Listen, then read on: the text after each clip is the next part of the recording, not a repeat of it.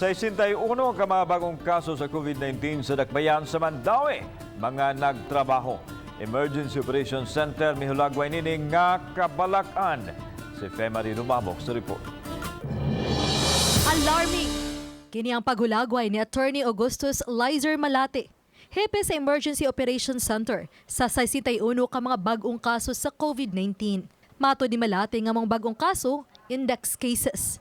Buti pasabot nga mga bagong kaso gyud ug dili tungod sa contact tracing. Sa pagkakaroon, aduna nay 602 active cases ang dakbayan sa Mandaue, 2,717 recoveries, nga gikan sa 3,496 nga total cases. Sa mga nagpositibo, adunay mga taga-dakbayan sa Mandaue nga nagtrabaho sa dakbayan sa Subo.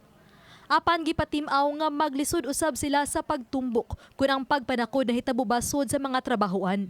Midugang si Malate nga posibleng nahitabo usab ang takod sa mga public transport.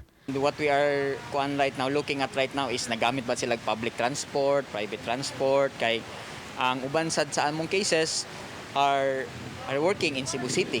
Hinunlaing gitataw ni Malate nga wala pa moabot sa critical level ang maong mga kaso sa COVID-19 sa dakbayan. Sa pagkakaroon, anaalang kini sa below moderate level tungod sa kaubos pa sa hospital utilization rate. Hinuon ang Interagency Task Force na ang muhukom sa bagong quarantine status nga ipagawa sunod buwan. We will see how the IATF would decide on the level of quarantine maybe for March.